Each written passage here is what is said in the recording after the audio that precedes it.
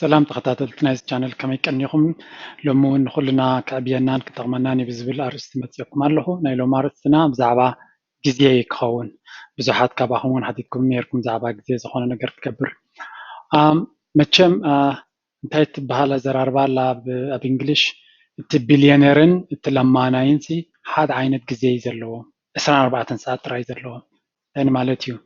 كلنا أبز عالم أملاك معرق غير فتيرنا خنبل كلنا معرق جزيه يبنا له 24 ساعة يبنا له التفلي أبي مت أفتن مش 24 ساعة أنت عينت قم نجار نجبري عويد ولا تفلي مبر كل سب معرق جزيه وهابون قع كمان تجزيس بهابتنا يكون مليسنا خمسين سرح مجبرنا هنياتو يا تن 24 ساعتهم بجبو زتقاموا لنا تن 24 ساعة لعلي 24 ساعة زتقاموا لنا سبات له تن 24 ساعة بستفل عليه مخنياتات زين نتقابلنا سبات دما لنا مالتي بزحات كابتن 24 ساعات واحد جزيه دما بقوم ነገር نتقام كالنا مالتي اجي ابز كله ናይ ሎሚ ትምህርቲ ሕጂ ንክነቅፍን ንክብል ዘይኮንኩስ ከመይ ጌርና ነተን 24 ሰዓታት ወይ ነቲ ግዜና ወይ ነቲ ዘለና ዕድመ ብቁም ነገርን ኣብ ጥቕምናን ኣብ ጥቕሚ ነብስናን ክነውዕሎ ንኽእል ነቲ ግዜና ከመይ ጌርና ክነመቃርሖ ንኽእል ኣብ ዝብል ኣርእስቲ ሓደ ብጣዕሚ ኣገዳሲ ዓውዲ ታይም ማኔጅመንት እዚ ሓደ ኣገዳሲ ዓውዲ እዩ ንዕኡ ብዓቕመይ ንእሽተይ ነገር ካብኡ ከመይ ጌርና እንታይ ሽሙ ብፕላን ከነብር ከም ንኽእል ዘርኢ ንእሽተይ ትምህርቲ ቀሪበ ኣለኹ እሞ ንቐደም ናብኡ ገፅና ባር ናይ ሎሚ ትምህርቲ ኢፌክቲቭ ታይም ማኔጅመንት ኢለ ኣለኹ ስሩዕ ዝኾነ ናይ ግዜ ማኔጅመንት ወይ ምቕራሕ ወይ ግዜኻ ብግቡእ ናይ ምጥቃም ዘርኢ ትምህርቲ ኢና ክንርኢ እታ ቀዳመይቲ ከም ኣብ ታይም ማኔጅመንት ኣብቲ ዝለዓለ ደረጃ እዚ ትምህርቲ እዚ ባይ ዘ ወይ ኢትስ ኖት ፎር ሚ ኣነ ይኮንኩን ናተይ ርእቶ ኣይኮነን እዚ ብብዙሕ ካብ ብዙሕ ሪሰርችን ካብ ብዙሓት ዓበይቲ ፀሓፍትን መሃርትን ኣብቲ ዓውዲ ዘምፃእዎ ስለዝኾነ ክትከተልዎ ትኽእሉ ናተይ ርእቶ ኣይኮነን ስለዚ ፋክት ቤዝድ ስለዝኾነ ክጠቕመና ይኽእል ንኽእልና እታ ቀዳማይቲ ኣብ ታይም ማኔጅመንት ክንገብራ ዘለና ጎል ሴቲንግ ዕላማ ምውፃእ ወይ መደብ ምውፃእ ማለት እዩ መደብ ዘይብልካ እንተኮይንካ ናብ ዝደለካ ክትከይድ ትኽእል ኢኻ ምክንያቱ ናብ ትበፅሖ እውን ስለዘይብልካ ሰብሲ ኣብዚ በፂሐ ዝብልሲ ክበፅሕ መደብ ስለ ዝነበሮ ጥራይ እምበር መደብ ተዘይብሉ እኮ ከም ዝበፅሐ እውን ኣይክፈልጥን እዩ እዚ ቀዳማይ ናይ ሂወትና ግዜና ንጥቀመሉ ለና ንጥቀመሉ ክንብል ተኮይና መደብ ተለና ጥራይ እቲ መደባት ናትና ኣብቲ ዝመደብናዮ ግዜ ይብፅሓሉ ዳ ይብፅሕን ንሱ ነቲ ግዜና ንጥቀመሉ ዘይንጥቀመሉ ክነግረና ትኽእል እምበር ደቂስና ተንሲእና እንድሕር ኮይኑ መደብ ተዘይብልና ከቢድ እዩ ስለዚ እሱ ድማ ብሓፈሻ ናይ እንስሳ ተግባሪ ብዘይ ፕላን መንባርሲ እንስሳታት ያ ይጥቅሱ ተንስዮም ይበልዑ ይጥቅሱ ተስታይ ላይፍ ሰባት ግን ዝተፈላለዩ ዕላማታት ኢና ነብር ዝተፈላለዩ ዕላማታት ኣለውና ገለገለት ዕላማታት ፅሒፍና ኣስሚርና ክንወርዶም ንኽእል ካልኦት ግን ኣብ ሓንጎልና ኣለዉ እዚ እንተዘይብልና ሕጂ ክንገብሮን ክንፍትን ኣለና ስለዚ ብዛዕባ ጎልስ ክንዛረብ ከለና ወይ ብዛዕባ ዕላማታት ወይ ብዛዕባ ናይ ሂወትና ዕላማታት ክንዛረብ ከለና ኩሉ ግዜ ናይ ነዊሕ ዕላማታት ክህልውና ክእሉ ኣብ 5 ዓመት ኣብ 10 ዓመት ኣብ 2 ዓመት ክንበፅሖም ንደሊ ኣገደስቲ እዮም እዚኦም ድማ ሓንቲ ሕቶ ኩሉ ግዜ ክንጥቀመላ እንደለና እንታይ ንበል ኮነ 3 ዓመት ካብ ሕጂ ኣበየ ክህሉ ሽምና ናእተና ማለት እዩ ክርስቶሲ ኣነሲ ድሕሪ 3 ዓመት ኣበይ ቦታ ኣለኹ ስእሊ ክህልወና ኣሎ ስእሊ እንተዘየለ ስእሊ ክንፈጥር ክንክእል ኣለና ድሕሪ 3 ዓመት ኣነስ ኣበይ ኣለኹ ድሕሪ 5 ዓመት ከኣበይ ኣለኹ ኢልና ነብስና ክንሓታ ኣለና ሕጂ ድሕሪ 5 ዓመት ኣነ ትምህርተይ ወዲየ ወይ ሞያይ ወዲየ ወይ ኣብ ስራሐይ ከምዚ ደረጃ በፂሐ ማናጀር ኮይነ ገለ እንድሕር ኢልና ኦኬ ንዓዓ ድማ ኣብ ዓመት ኣብ ወርሒ ኣብ ሶሙናት ንመቃቐላ ስለዚ ኤቭሪዴይ ክንትንስእ ከለና ሓንቲ ስጉምቲ ናብታ ናይ 5 ዓመት ናይ 6 ዓመት ፕላን ናትና ሓንቲ ስጉምቲ ናብኣ ከም ንቐርብ ጌርና ድሓር ፕላን ክንብል ከለና ኩሉ ግዜ ዝተፈላለዩ ናይ ሂወትና ፕላን ኣሎ ናይ ቁጠባና ፕላን ኣሎ ናይ ትምህርትና ፕላን ኣሎ ናይ ቢዝነስና ፕላን ኣሎ በበይኑ ማለት እዩ ናይ ፋሚሊ ፕላን ኣሎ ስለዚ እቲ ፕላን እንተውፂና እቲ ነቲ ታይም ማኔጅ ክንገብሮ ነቲ መዓልታዊ ንብሮ ዘለና ድማ ይሕግዘና ማለት እዩ ስለዚ እንታይ ክንብል ኣለና ነቲ ንነዊሕ ዝጠመተ ናይ 5 ዓመት ፕላን ናትና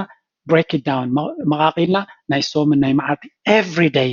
ቅድሚ ምድቃስና ከከም ባህርና ወይ ቅድሚ ምድቃስና ናይ ፅባሕ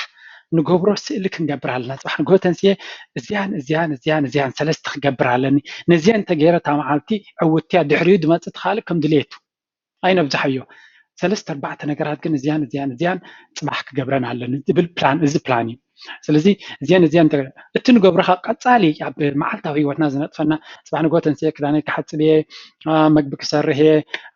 ገዛ ክፅርይ እየ ብጣዕሚ ፅቡቅ ፕላን እዩ ግን ሓንቲ ኣብ ልዕሊአን ድማ نعين كم سمت أنا لا على دوستني أبتكوت حس دلي زبط حن كونه له روتين نجار ترى كوني بلو هذيك مصحف كان ببيعت كون تخلنا بنتاو وي كم زمحار زخونة فيديو كسميه وي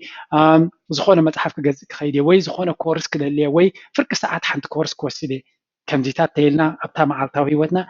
we are growing التنريو دلنا مصحف نبب بلا لغج إتها مصحف نبا على كندي كتفلت أنا مغانا سلسفلتي سلازي متقول سنة بزح تزاريبا لغوك ساعة كندي أدلاين نتان خجال سلز دلغوية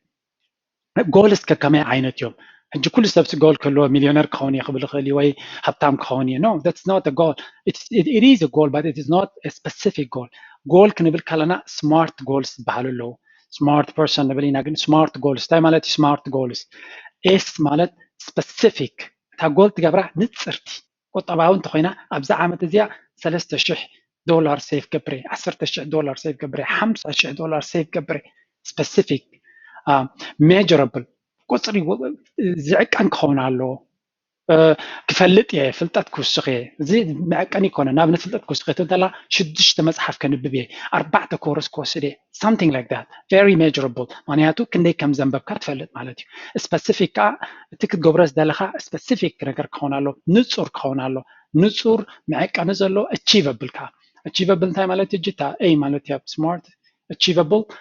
ክትበፅሖ ትኽእል ካብሎም ንፅባሕ ሚልዮነር ክኾን እያ ይትብልኒኻ ወይ ካብሎም ንፅባሕ ኣልበርት ኣንስታይን ክኾን እያ ይትብልኒኻ ስቴፕ ባይ ስቴፕ ክትበፅሖ ትኽእል ክኾናሉ ምክንያቱ ሓንጎልካ ክገዝኦ ሓንጎልካ ክኣምኖ ክኽእል ኣለዎ እቲ ጎል ናትካ ሕጂ ዝእመን ዓይነት ተነጊርካ ያ ኣይ ከን ዱ ዲስ ዝብል ደይመን ነገር ተኮይኑ ግን ከሞን ከን ዱ ዳት ክብለካ ኽእል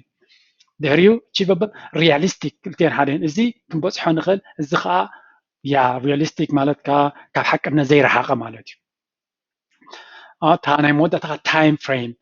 أب كندي جزء كنقبر لنا كل جزء يقول كنقول كلنا أب عمد أب كل التوري أب سلست توري أب صومن نتانا عمد جبرنا مغاق اللعبة جزء مهنياتو نا عمد جول غير كا أب وارح أب معلتات زي ما قيل كايا بروجرس جبراي كون كان عمد كنت تسيها أنت مغاق الكايا بتحتر زبالجن كتكها 3 خليها أب مودا تا ناي معلتات دما زي بتاع important reflect مالتي كمية ويعلو معلتها قم نجر دقيركا قم نجر غيره ده يجبركم يا ونجر يجبركم على السوشيال ميديا بزح جزيت في اوكي بزح بس نفسنا احنا بعث يبلنا صباح نجوجن كن دغما يبلنا لنا كن دكسالنا يعني مالت تجي رفلكت بزو على الكلام دك ازاي كونه قربت اللي جزيه مس نفسها معلال يدل مالت this is very important the second one is set priorities قدامنتات جول كتجبر تخلي حدا سب شدشت 10 جول كتجبر خلي علامات 10 كدردر خلي بتعمل صبغ دماي جين من يوم تم قدامنا زوحبهم priorities من قد ما تختل كنبلا مالنا من يقدامي من يو أقداسي إنا يهتص إنا يقعد لاي أبزع جنتالو قدمتم goals ناتكا بمسرع order your goals according their impact سلوانا تم غيرنا تم أقداستن أبزع جنتالو distinguish between important and urgent أقدست علاماتاتن هتصوصات علاماتاتن كنفلتهم urgent نابن انتاي كون خلي حدا بيل كتكفل زالكا كله خلي أب علامنا هيوت كازم صلوت يبلون جن قلتي فوق جبر الله زي كل جزء نزيوم تراي فوكس نبوم تلنا أقدر استنديم بجزء خنجبرهم كفتنا لنا كابت important أدلاينا هيوتنا علامنا نقدم هيوتنا نقدم كوزاز خل نجر جزء كيسر كنا خنتين كعلنا كل جزء don't major in minor things يبلو أبزي قدسو زيد اللي جزء أزيو بزح جزء يتهاب يري جحر هذا جزء سبسي بزعب عقو الصبري بزعب سنت بزعب artists ركب فلتات على أزيو نعوسي priority was ليتم معلتم زعبو ينبب مسي كندي فيلا جزيو كندي دوموزي وسد كندي كذا أبي vacation خير it's good hobbies I grif وايبلني but it's not important نعاقان هي واتكاسي نزس لزفلتك صراحة يمسأل كاني وي جنزبه يمسأل كاني فلذي no important thing أبي واتكا قدست من البات زعبا مويا خم زعبا تمرت خم قداسيو التخالق انت هو بنات نغاق زيك نبالنا أتازال زيتي this is a very very important 80-20 rule تبهالويكا the Pareto rule بلوا أبشحن شو من تميتين قالنا بيلو حدث الياناوي مهور نتاجيرو نتي تمريت نايت اليانسي 10% نايت زبسي 8% نايت مريت حيزومو كم زلوا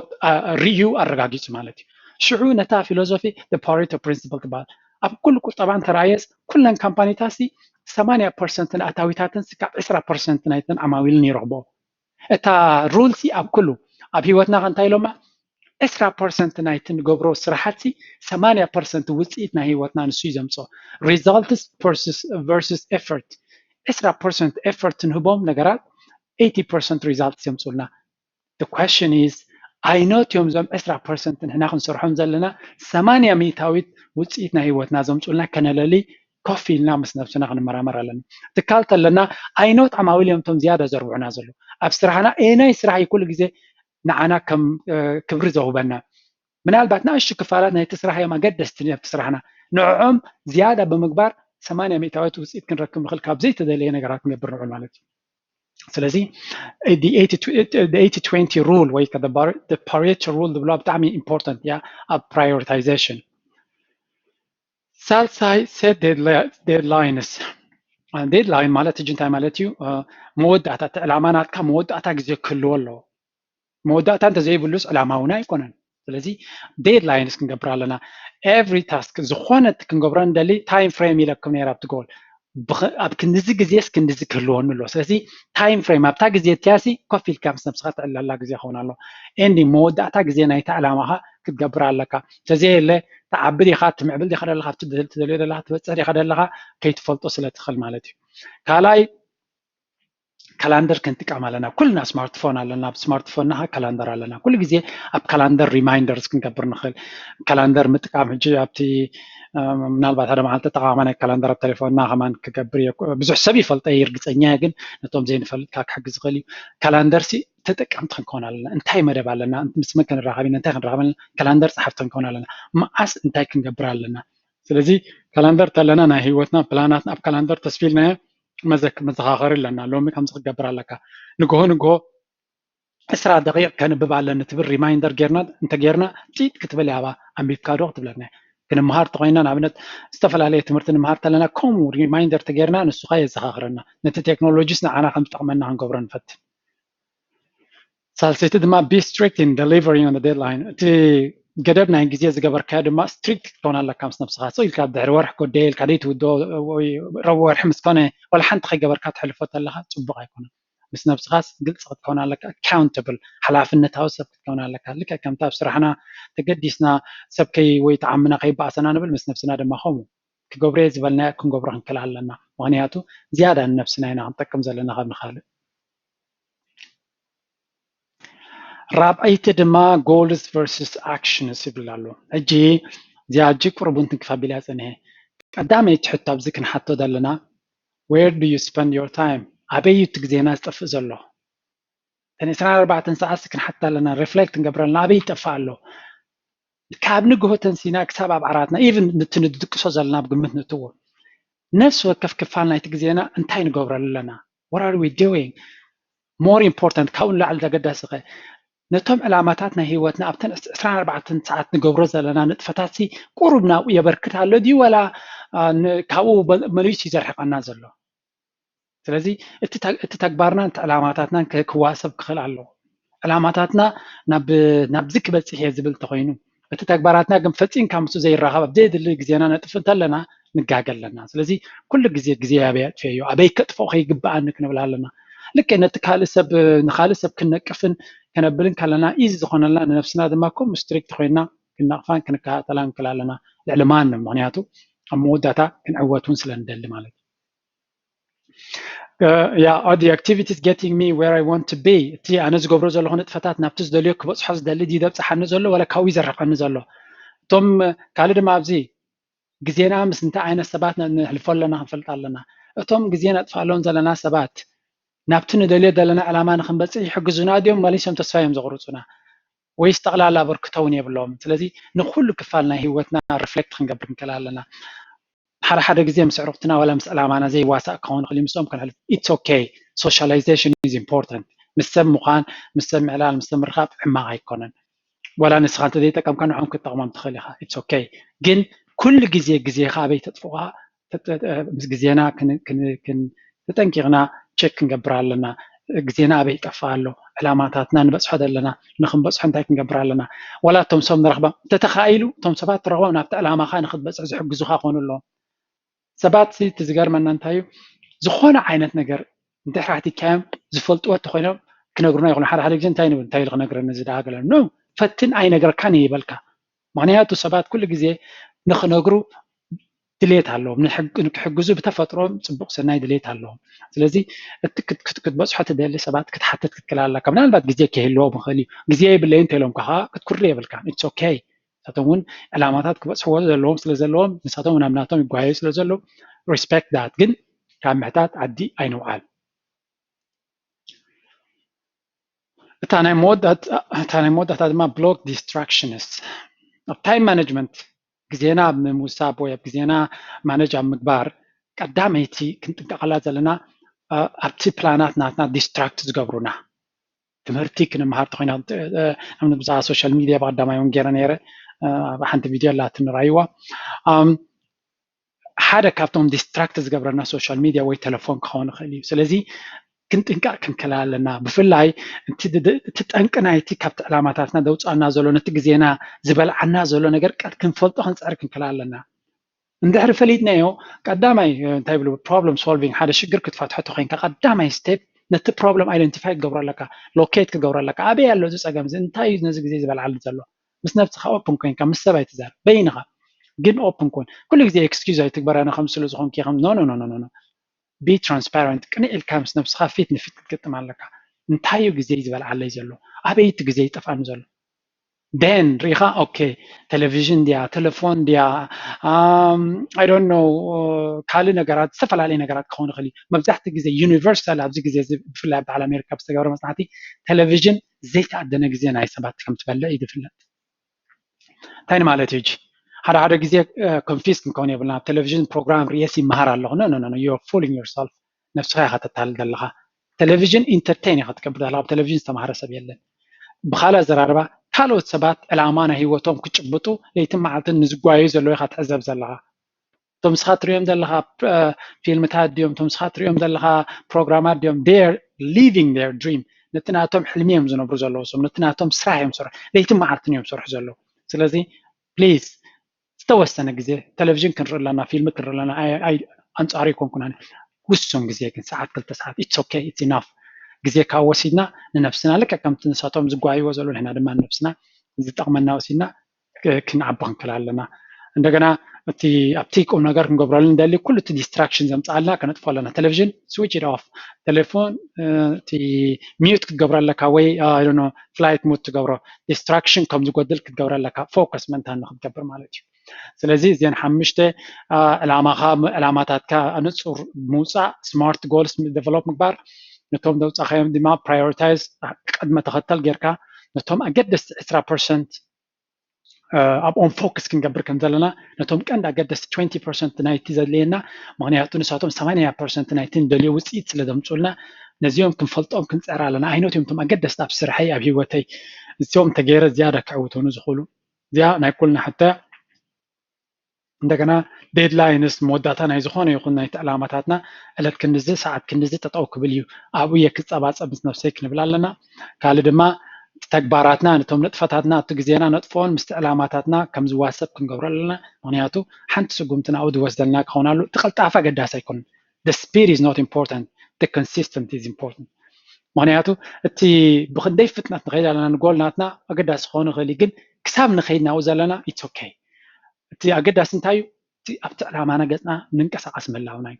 ኣብ መወዳእታ ድማ ነቶም መኻልፍ ዝኾኑና ድማ ከነወግዶምን ክንፈልጦምን ከነወግዶምን ክንፅር ኣለና ስለዚ ናይ ሎሚ ትምህርትና ከምቲ ዝበልኮ ናብቲ ታይም ማኔጅመንት ግዜና ብስሩዕ ምክንያቱ it all comes down to your time ኩሉ እቲ ኣብ ሂወት ዓወትን ሕልምታትና መንባርን ድሌታትና ምርካብን ኩሉ ኣብ መወዳእታ ኣብ ግዜ እዩ ዝመፅእ ግዜ ከዓ ኣይድገምን እዩ every moment is important እዚኣ ሕጂ ዘለና ግዜ ኣይትምለስን እያ ተኽኢልና ግዜ ንድሕሪት ዝመልሶ የለን ብዛዕባ ጣዕሳን ብዛዕባ ዘይገበርናዮ ኣይንሕዘን ምክንያቱ ተወሳኺ ግዜ ነጥፊ ስለ ዘለና እንተተኻኢሉ ካብታ ዘለናዮ ንጀምር it doesn't matter ነፍስና ጃጅ ኣይንግበራ ኣይንሕመያ ኣይንበኣስ ምስ ነፍስና ኖ ካብታ ዘለናዮ ሞሜንት ቅድሚ ሕጂ ገበርከ ፋይን ሕጂ ግን ክትገብሮ ኣለካ ሕጂ ክገብሮ ኣለኒ ኢልና ክንብገስ ኣለና ኩሉ ግዜ ካብታ ዘለናዮ መድረክ ምጅማር እቲ ከሐጉሰና ፅባሕ ንጎ እቲ ዘይገበርናዮ ኣይኮነን ከጉየና ስለዚ ካብታ ዘለናዮ ሞመንት ንበገስ ንቅድሚት ገፅና ንሰጉም እቲ ግዜና ብግቡእ ክንጥቀመሉ ንጀምር ምናልባት እዚ ትምህርቲ ቁርብ ሃየር ሌቨል እዩ ምሳና ከይድ ንገረ ትብል ኖ ሃየር ሌቨል ኣይኮነን ቀሊል እዩ ኣነ እቲ ኮንሰፕት ስርዕ ኢሉ ስለ ዝወረደ ከም ታሽሙ ገብረና ይኽእል ግን ኣብታ ዘለናዮ ክፋል ገዛ ትውዕል ዲኻ ትሰርሕ ዲኻ ክትመሃር ዲኻ ትሓስብ ዘለኻ ከምዚ ዓይነት ጎልስ ዓቕምኻ ዓይነት ጎልስ ኣውፂኻ ካልኣይ ድማ ሓንቲ ትረስዕ እኳ ጎልስ እቲ ዕላማታት ክንውፅእ ከለና ስለምንታይ ዋላ ፕሬዚደንት ናይ ኤርትራ ክኸውን እየ ዘይትብሉ ስለምንታይ ናይ ፕሬዚደንት ናይታ ትቕመጡላ ዘለኹም ዓዲ ቦልድ ይኹን ዋላ ዓብ ይኹን ሊሚት የብሉን ኢት ኢዝ ፖስብል ክኸውንስ ይኽእል እዩ እቲ ክንኮነ ንደሊ ኢለ ነይረ ቅድሚ ሕጂ ነታ ጎል ንሕና ክንበፅሓ ንደሊ ክንፅሕፈን ክንክእል ኣለና ራይት ደም ዳውን ምክንያቱ እንተፅሒፍካዮ ሓንጎልካ ክቕበሎ ክእል እዩ ሓንጎልካ ተደጋጋሚ ንዝረኣየ ነገር ኣክሰፕት እዩ ዝገብሮ ኣነ ኢንጂነር ክኸውን ኢልካ ብዓቢ ፅሒፍካ ኣብ ቅድሚኻ ግበሮ ኣይትሕፈር ኢቨን ኣብ ዓራት ክትድቅስ ከለካ በሎፎም ክትገብሮ ትኽእል ኢኻ ኣብ ዓራትካ ከለካ እውን ክትሪኦ ብዙሓት ፀሓፍቲ ከም ዝበልዎ ንብዙሓት ሰባት ንኣብነት ንዓመት 100,000 ደሞዝ ክእቱ እየ ኢልካ ፅሒፍካ $100,000 ቼክ ፅሒፍካ ኣብ ቅድሚኻ ግበሮ ንብዙሓት ሓጊዝዎም እዩ እዚ ምክንያቱ ቪዥዋላይዜሽን ብሎ ነቲ ንስኻ ትሓስቦ ዘለካ ቪዥዋላይዝ ክገብሮ ተደሊኻ ሓንጎልካ ከመይ ገይሩ ከም ዝግበር ባዕሉ ክሰርሕ እዩ ጥራይ ንስኻ እንታይ ክትበፅሕ ከም ደሊ ደጋጊምካ ኣፍልጦ ንጎ I want to be an engineer I want to be computer scientist I want to be a doctor I want to be I don't know an artist እቲ ክትኮነ ትደሊ ከምዚ ክኸውን ኢልካ መዓልታዊ ፀሓፎ ተዛረቦ ንሓንጎልካ ደጋጊምካ ንገሮ ሓንጎልካ ድማ ባዕሉ ተኣምራት ክሰርሕ ኢና ኣብፅሓካ نوع تزارب اللغو ناي لومي تمرتنا كم دي مثل نيرو بزعبا جزية important لازخونه بزح سقيتا كزارب فتينة توم مجمع يحترين دلهم شمي جورجوي بحال اب يوتيوب جي درارز بالشانل علني او استفل على فيديوهات علني نورينا كنا مهار نخيل فيسبوك كنا علني زبز حقنا بيوتيوب زلت كونتنت اب توسخ عبريتان دليون تلنا اب نمهار.org زبلاتنا ويب سايت دما لينا نقرات كنرأي نخل مالتيو سبسكرايب قبرو تخولي ما بيوتيوب كومنت تقبرو thank you very much to comment ناتكم أقداسي please comment تقرفو مانياتو it just helps me كساب كندي كم تتقوم لهم كساب كندي مانياتو بزو feedback كم زقبرو كم زخون على تبلون لهم it's good I like that feedback is important you know عبي كم تزبلكم كل شيء feedback كاب كالس كم تأكخلو يعبي كايو ولا negative يخون جن ولا negative سي positive لنقربه constructively كمزن تزخون دايلو عريو كفتني خلاني كاب كاتنا بصرفن زيد اللي نقرات النخيت تبغونا يكون قالوا دما لايك ان شير دما كم دستاهم مالتكم تغيركم تبغيو دحرم بالنا يلومي تمرتنا زودينا لنا اب حتير غزي بخال نخلنا كتكم زخلي زبل كوار استيكس زمصكم دحنكم تشاو